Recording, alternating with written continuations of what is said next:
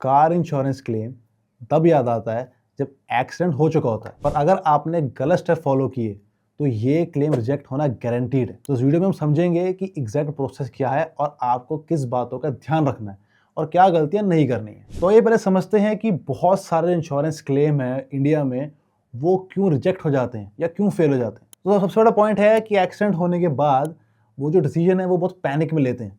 उन्हें समझ नहीं आता कि क्या करें क्या ना करें। इंश्योरेंस कंपनी को बहुत लेट इन्फॉर्म करते हैं। उसके बाद वो कई लोग तो ऐसे भी हैं, जैसे आपकी गाड़ी कहीं पे डैमेज हो गई वो बाहर ही ठीक करा लेते हैं और उसके बाद फिर वो एक्सपेक्ट करते हैं कि इंश्योरेंस कंपनी उन्हें क्लेम दे देगी। और इस प्रोसेस के दौरान या तो वो गलत इन्फॉर्मेशन देते हैं या डिटेल्स होती हैं उन्हें वो कंप्लीट करते ही नहीं। और रही मोटी मोटी बात, उन्हें समझ ही नहीं आता कि जो गाड़ी इंश्योरेंस का जो प्रोसेस है वो प्रोसेस क्या है।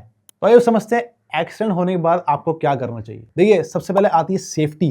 तो आपको देखना है कि अगर सिर्फ गाड़ी को डैमेज हुआ है तो इट्स ओके, पर अगर आपको कुछ चोट लगी है, इंजरीज हुई हैं, सबसे पहले आप फ़ोन कीजिए एम्बुलेंस को, आप डॉक्टर पास जाइए और खुद का पहले इलाज कराइए। अगर सिर्फ गाड़ी को लगी है तो सबसे पहले आपको गाड़ी साइड में पार्क करनी है। आपको देखना है कि लोकेशन क्या है, कहाँ गाड़ी का डैमेज हुआ है, गलती किसकी थी, आपकी थी, किसी और की थी, वो बात की बात है, पर आपको सब नोट डाउन करना है।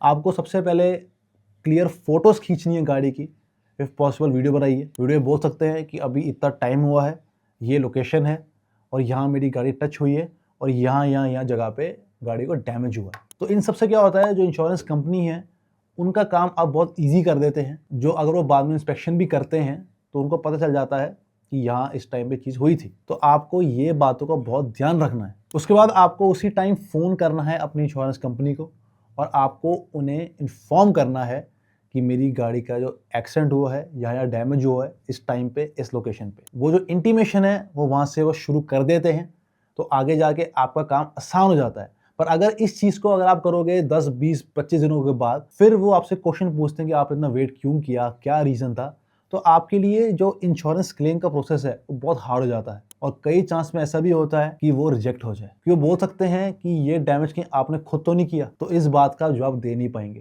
तो इसलिए जब भी एक्सीडेंट होता है उस टाइम प्रिकॉशन लीजिए, प्रॉपर फोटोज लीजिए, गाड़ी साइड में पार्क कीजिए, वीडियो बनाइए, देखिए जगह क्या है, लोकेशन क्या है, और उसी टाइम कॉल कीजिए अपनी इंश्योरेंस कंपनी को। तो हमें समझना होगा कि कार इंश्योरेंस के टाइप कैसे होते हैं। देखिए, सबसे पहला आता है कैशलेस और दूसरा आता है रीइंबर्समेंट। देखिए, दोनों हैं वो काम करते हैं क्लेम का, पर दोनों का प्रोसेस अलग है, दोनों के डॉक्यूमेंटेशन अलग है, दोनों का फ्लो अलग है। कैशलेस में होता क्या है, यहाँ पे एक इंश्योरेंस अप्रूव्ड गैरेज होता है, यहाँ पे आप काम कराते हैं और जो इंश्योरर होता है और जो आपका जो क्लेम का प्रोसेस होता है वो ऑटोमेटिकली बहुत ही स्मूथ हो जाता है। रही बात रिम्बर्समेंट की, इसमें होता क्या है कि आप पहले गाड़ी का काम करवाते हैं, सारे बिल्स इकट्ठा करते हैं, सर्वे के लिए किसी बंदे को बुलाते हैं, उसके बाद जाके जो आपने पैसा खर्चा है वो आप शो करते हैं अपनी इंश्योरेंस कंपनी को और फिर वो आपको पैसा देती है। तो ये फ़र्क है कैशलेस और रीइंबर्समेंट में।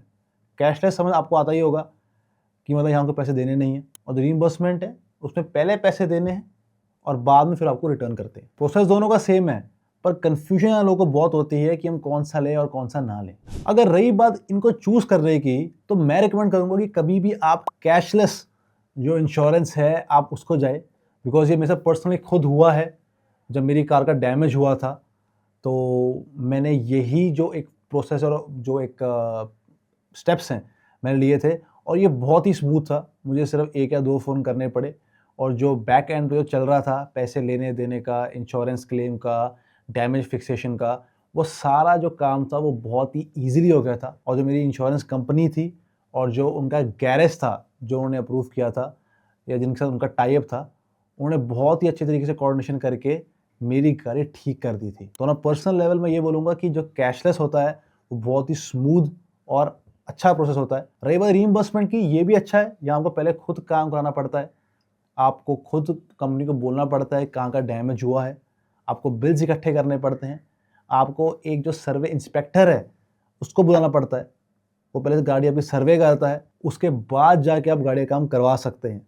तो जो प्रोसेस है ये भी सही है, पर इसमें जो डॉक्यूमेंटेशन है और जो टाइमलाइन है और जो आपकी इन्वॉल्वमेंट है वो बहुत ज़्यादा बढ़ जाती है। तो भी आपकी पर्सनल चॉइस है कि आपको कहाँ जाना है और कैसे करना है। पर ऑन अ पर्सनल लेवल मैं बोलूँगा जो कैशलेस है वो बहुत ही बेटर है एज कम्पेयर टू रीइंबर्समेंट। तो अब देखते हैं कि आपसे वो क्या डॉक्यूमेंट्स मांगने वाले हैं। अभी आपको पता चल गया है कि आपकी जो इंश्योरेंस है वो कैशलेस थी या रीइंबर्समेंट वाली थी। अब ये डॉक्यूमेंट्स हैं वो मोटे मोटे सेम ही होते हैं, और जो प्रोसेस फ्लो है वो अलग होता है। आपको ध्यान रखना है आपके पास आपका ड्राइविंग लाइसेंस हो, गाड़ी की आरसी हो, गाड़ी के सारे पेपर हो, जो आपका इंश्योरेंस का जो एक पेपर आता है जैसे आप पे करते हैं आपके पास वो हो, उसमें प्रॉपर जो क्लेम्स है वो मेंशन किए हो, और अगर वहाँ पे दूसरी गाड़ी इन्वॉल्व थी, वहाँ पे पुलिस आई थी, तो एफआईआर की कॉपी भी आपको लगेगी। बिकॉज ये चीज़ें हैं, ये इंश्योरेंस कंपनी आपसे मांग सकती है आपका रिपेयर शुरू करने से पहले। और रही बात रीइंबर्समेंट की, अगर आपका रीइंबर्समेंट वाला है तो आपको सारे बिल संभाल के रखने हैं। अगर आप पहले काम करा रहे हैं गाड़ी का बाहर से कहीं और गैरेज से, आपको एक एक बिल आपको संभाल के रखना है, बिकॉज ये आपको एट दी एंड सब कुछ सबमिट करना पड़ेगा। और जो ये प्रोसेस है, ये प्रोसेस ऑटोमेटिक हो जाता है अगर आपका कैशलेस इंश्योरेंस है। वहाँ पे जो इंश्योरेंस अप्रूव्ड गैरेज है वो खुद ही कॉल करते हैं सर्विस इंस्पेक्टर को, वो आता है, एक रफ एस्टिमेट बताता है, उसके बाद जो इंश्योरर है वो पैसे भेजता है गैरेज को, गैरेज सारा काम करती है और आपको कार डिलीवर करती है। तो इसलिए मैं बोलता हूँ जो कैशलेस है वो बहुत स्मूथ है एज कम्पेयर टू रीइंबर्समेंट। पर रीइंबर्समेंट में आपको ध्यान रखना है कि आपके पास सारे बिल्स, रिसिप्ट्स सारे आपके पास प्रॉपर चाहिए, उसी के बाद आपको जो आपका इंश्योरेंस क्लेम है वो मिल पाएगा।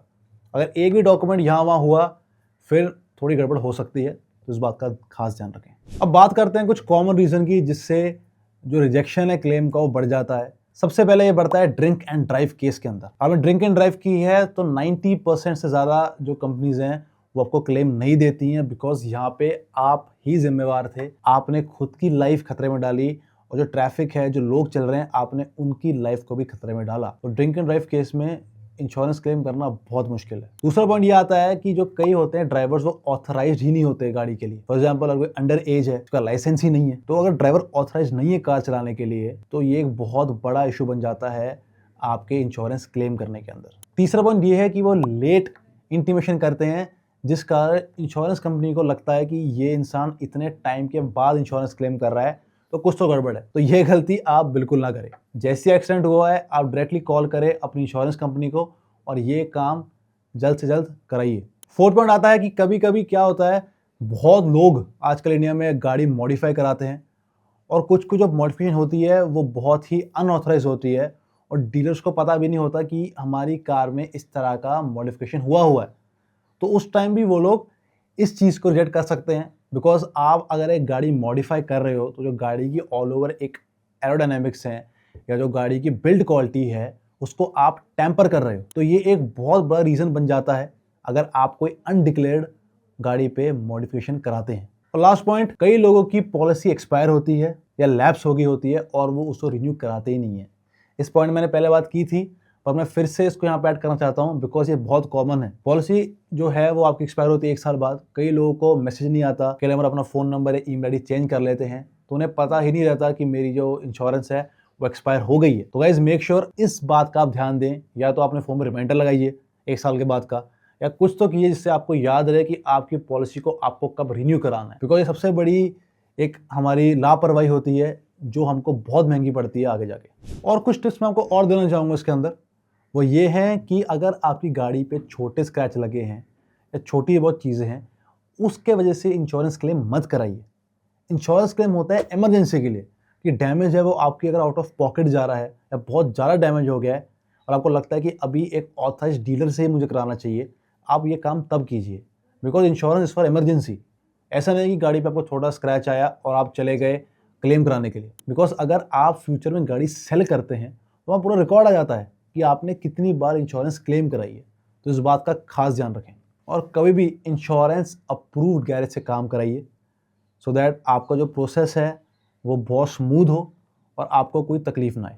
तो देखा आपने, ये प्रोसेस एक्चुअली बहुत सिंपल है अगर हमें पता हो कि हमको क्या कब करना है। गाड़ी का आपका एक्सीडेंट हुआ, उसके बाद आपको पैनिक नहीं होना, आपको फटाफट फ़ोटो खींचनी है, इंश्योरेंस कंपनी को कॉल करना है सो दैट वो इसको इंटीमेट कर सकें।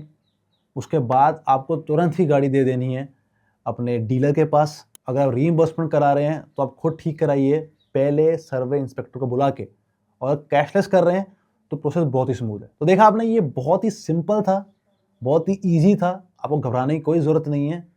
राइट नॉलेज से आप कुछ भी कर सकते हैं, कुछ भी समझ सकते हैं, अगर आपको पता हो कि किस चीज़ को किस तरीके से हैंडल करना है। वैसे उम्मीद करता हूँ ये वीडियो आपको अच्छी लगी हो। सही गाड़ी को प्लीज़ फॉलो कीजिए सो दैट मैं आपका जो ड्राइविंग एक्सपीरियंस है वो और स्मूथ बना सकूँ। And until then I will see you next time.